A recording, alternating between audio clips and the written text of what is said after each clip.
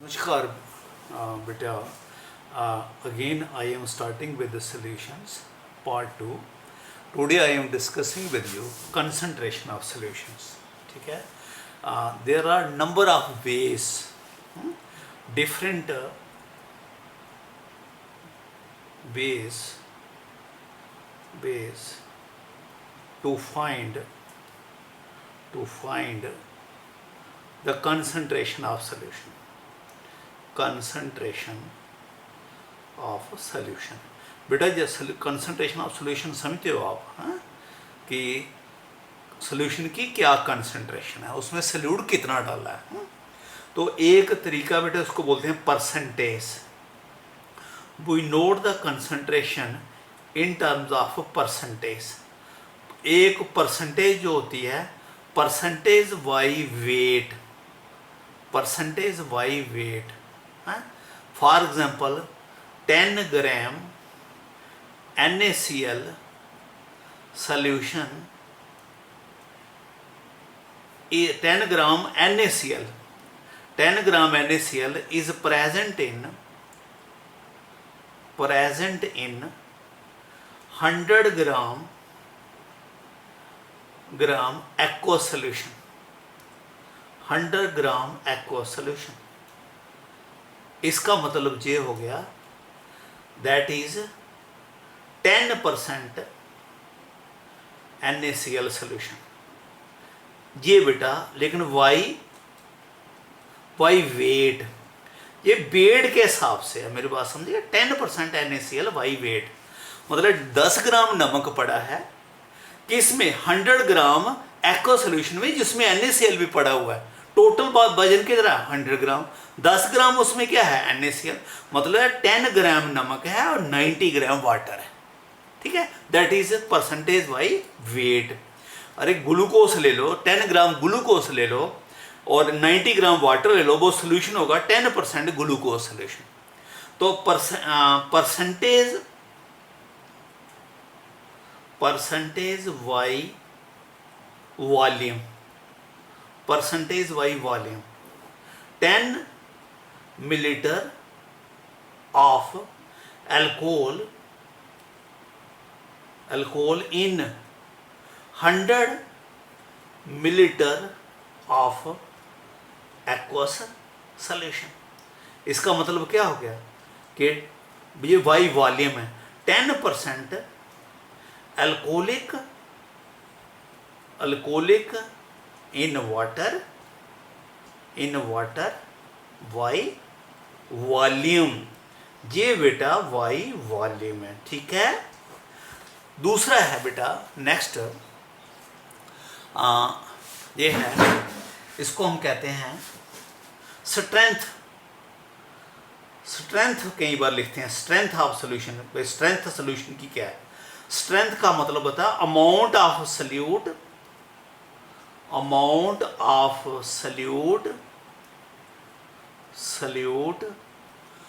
dissolved per liter of solution, dissolved per liter of solution। Solution को litre में ले लिया और उसमें सल्यूट डाला है, तो स्ट्रेंथ को हम बोलते हैं ग्राम्स पर लीटर, ग्राम्स पर लीटर है, ऐसे लिखते हो G पर लीटर, ग्राम्स पर लीटर। ये आ गया स्ट्रेंथ ऑफ सोल्यूशन। ठीक है, नेक्स्ट है बेटा, नेक्स्ट जो है दैट इज, उसमें मैं आई एम टेकिंग नेक्स्ट जो ले रहा हूं दैट इज मोलैरिटी।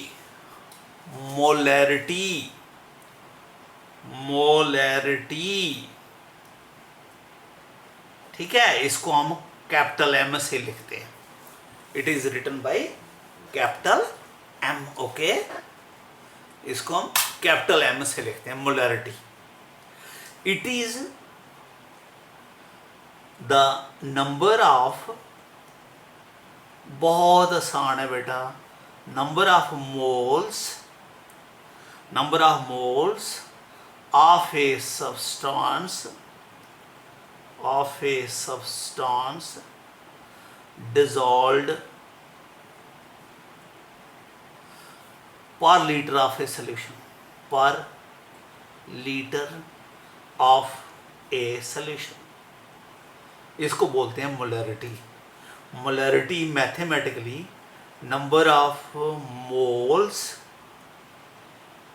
ठीक है, ऑफ ए सब्सटेंस, कोई भी सब्सटेंस जिसका आप सोल्यूशन बना रहे हो, ठीक है, divide by volume of solution,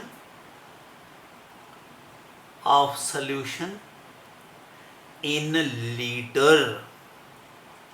ये बेटा volume of solution in litre, ठीक है।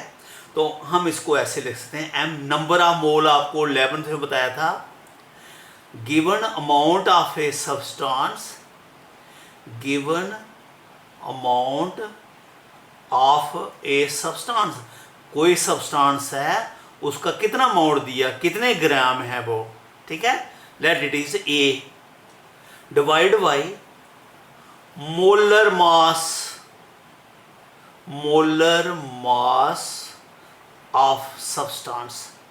देखो बेटा सब्सटेंस, ये 11th में भी बताया था आपको, यहाँ लिखो एम, यानी नंबर ऑफ मोल निकालने, ये लिखा ना number of mole of a substance, तो नंबर ऑफ मोल पता है कैसे, अमाउंट सब्सटेंस का कितना है in gram, divide by the molar mass, तो उससे नंबर ऑफ मोल निकल जाते हैं। Given amount of a substance in gram divide by molar mass, तो नीचे लिखते हैं गिवन वॉल्यूम कितना बना उसका, जरूरी ना आप लीटर बनाओ, वॉल्यूम ऑफ सोल्यूशन, गिवन ना लिखो चाहे, volume of solution divide by 1000, 1000 mean 1 litre, ठीक है। इसको मैं फर्दर लिख रहा हूं, m इज इक्वल टू, ये आ गया ए, ये डिवाइड बाई मोलर मास को m ने m से लिख लिया, ये 1000 ऊपर चला जाएगा 1000, और वॉल्यूम ये आपका वॉल्यूम v, तो this gave you the molarity. समझा गया बेटा, मोलैरिटी आपको मालूम है, what is this number of moles, what is this volume है, 1000 बाई v, तो इसके यूनिट बनते हैं moles, number of moles per litre, ये इसका यूनिट बनता है मोलैरिटी का। आप मेरी बात समझ गए होंगे बेटा, दोबारा समझाऊंगा। मोलैरिटी ये लिखा है number of moles of a substance dissolved पर लीटर ऑफ ए सॉल्यूशन, तो मैथमेटिकली इसको number of mole divide by the, यही पर litre volume of solution in litre. तो जो नंबर ऑफ मोल है वो मिलते हैं गिवन अमाउंट ऑफ सब्सटेंस, किसी भी सब्सटेंस के नंबर ऑफ मोल निकालने हैं तो ये इसका तरीका है, गिवन अमाउंट ऑफ सब्सटेंस, इसको हमने ए ले लिया, upon molar mass of a substance, उस सब्सटेंस का मॉलिक्यूलर मास कितना है, डिवाइड बाई कितना वॉल्यूम बनाया आपने, जरूरी है 1000 बनाए आप, 500 बनाए, 200 बनाए, उसको डिवाइड कर लिया 1000 से, टू गेट इन लीटर है, लिखा ना वॉल्यूम ऑफ सोल्यूशन लीटर, आप हो सकता है 200 बना रहे हो तो उसको 1000 से डिवाइड कर लिया, वो लीटर बन गया, तो this gives you the mathematical relation, ठीक है। नेक्स्ट मोलैलिटी, मोलैलिटी, मोलैलिटी इसको स्मॉल m से लिखते हैं बेटा, molality, it is the number of moles, number of moles of a substance, of a substance dissolved पर kg किलोग्राम ऑफ सॉल्वेंट। जहां बेटे सॉल्वेंट को आपने 1 किलो ले लेना, उसमें नंबर ऑफ मोल्स डालने, ठीक है। ये मैं आगे दूसरे पेज में बताता हूं। देखो पहली तो बात, इसको मैं फिर समझा रहा हूं। देखो ये आपको मालूम है ए है, ये तो अमाउंट है, ये भी ये भी, इसमें वॉल्यूम इन्वॉल्व है, आपको मालूम है वॉल्यूम। तो आपको मालूम है जी जो वॉल्यूम है ये टेम्परेचर से चेंज हो जाता है, ठीक है। आज आपने गर्मियों में ये सोल्यूशन बना के रख दिया इतना, सर्दियों में इसका वॉल्यूम थोड़ा क्या हो जाएगा, कम, तो सर्दियों में इसकी कंसंट्रेशन बढ़ जाएगी। तो मतलब है जो मोलैरिटी है ना ये टेम्परेचर डिपेंडेंट है, it is a temperature dependent, मतलब ये टेम्परेचर चेंज करने से मोलैरिटी जो है वो चेंज हो जाती है। मेरी बात समझ गए। नाउ दूसरा जो है मोलैरिटी। मोलैरिटी आपको मैंने बताया it is the number of moles of a substance पर केजी डिजॉल्व पर केजी ऑफ सॉल्वेंट, ठीक है। नाउ बेटा इसको नेक्स्ट में देखो, इसको स्मॉल m से लिखते हैं, this is equal to number of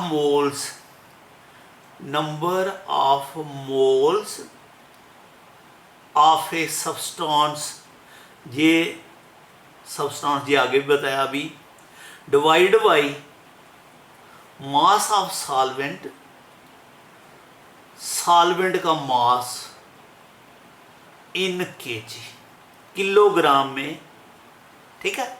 now देखो इसको नंबर ऑफ मोल तो अभी बताया आपको, गिवन